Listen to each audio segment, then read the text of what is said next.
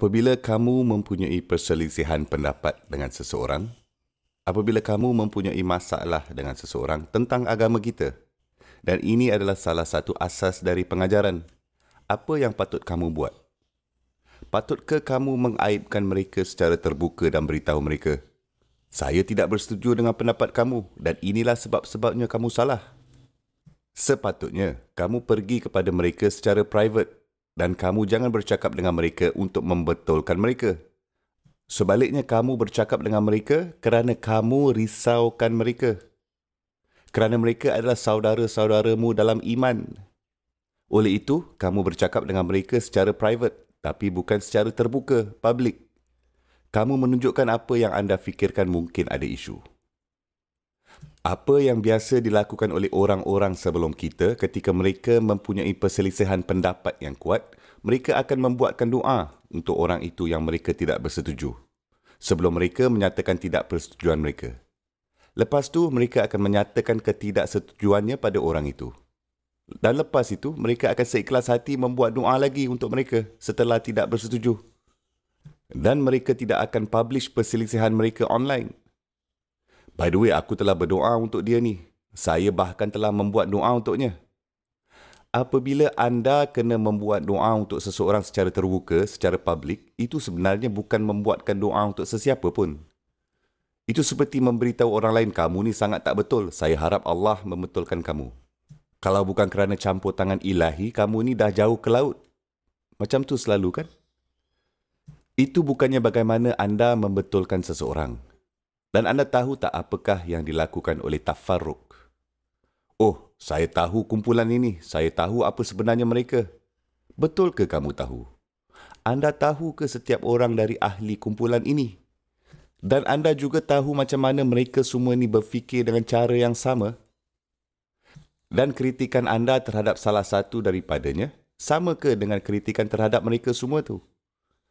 Cuba beritahu saya. Adakah orang-orang selalu berfikir dengan cara yang sama atau setiap individu berbeza? Bukankah mereka berbeza?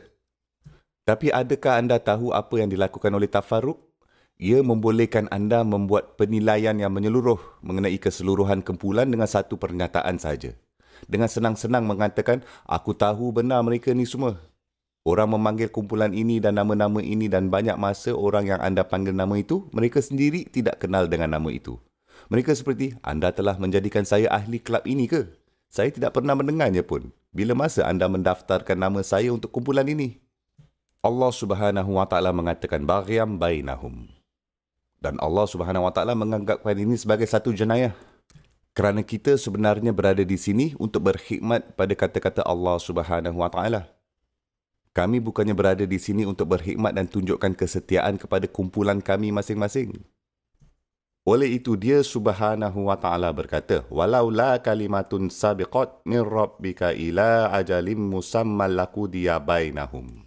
Sekiranya Allah tidak isytiharkan bahawa ada masa yang tertentu di mana orang-orang ini akan dihukum atas apa yang mereka telah lakukan, keputusan untuk mereka dibuat dengan segeranya. Maknanya akan dilaksanakan dan mereka akan dibawa ke api neraka dengan segera. Tetapi Allah Subhanahu wa taala berfirman, tidak. Aku akan membiarkan mereka lepas untuk sebentar. Itu di akhirat. Tapi sebaliknya dalam kehidupan ini sesuatu yang sangat menakutkan berlaku. Wa innal lazina urisul kitab min ba'dihim lafi syakkim minhu murib. Inilah sebabnya mengapa ini tentang generasi kita dan generasi seterusnya. Allah Subhanahu wa taala berfirman, ketika generasi pertama, generasi terdahulu menjadi taksub, menjadi obses dengan jenis-jenis perselisihan seperti ini, mereka taksub dengan hujah-hujah seperti ini, inilah saja yang mereka lakukan, maka adakah anda tahu apa yang berlaku pada generasi akan datang? Mereka datang dan mereka berkata, alamak, orang-orang ni, mereka-mereka ni di masjid ni, dan orang-orang ni yang selalu memberikan ceramah, semua yang mereka lakukan adalah saling membenci.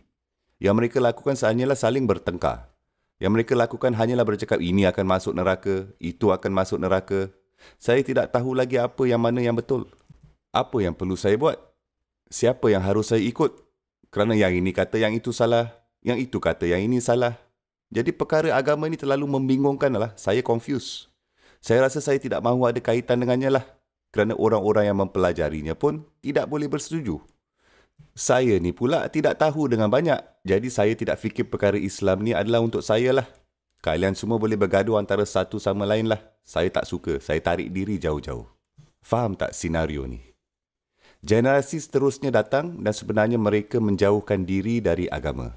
Dan berfikir jika agama adalah satu kekuatan untuk perpaduan dan penyatuan, jika ini adalah kebenaran, bahawa semua orang boleh berada di bawah naungannya, tapi bagaimana pula orang yang lebih berpengetahuan adalah orang yang paling kuat bergaduh? Kenapa mereka yang paling tidak bersetuju? Kenapa mereka yang paling banyak menciptakan perpecahan? Sekiranya ini berlaku, mesti ada yang tidak kena dengan agama ini. Oleh itu, ayah mengatakan bahawa mereka yang telah mewarisi kitab selepas mereka berada dalam keraguan mengenainya. Generasi seterusnya mula meragui din itu sendiri.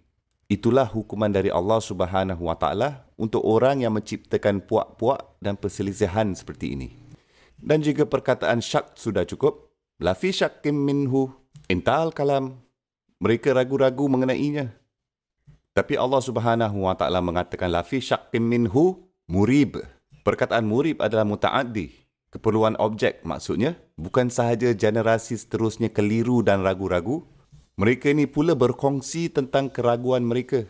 Mereka mula menyiarkan tentang keraguan mereka. Mereka mula post tentang keraguan mereka kepada publik. Kenapa saya tidak solat? Mengapa saya tidak mengikuti Islam? Kenapa saya tidak lagi beragama Islam? Mereka akan mula mengatakan perkara-perkara seperti ini. Keraguan-keraguan mereka semua merebak kepada orang lain. Murib sebenarnya bermaksud sejenis keraguan yang membuatkan orang lain jatuh kepada keraguan juga.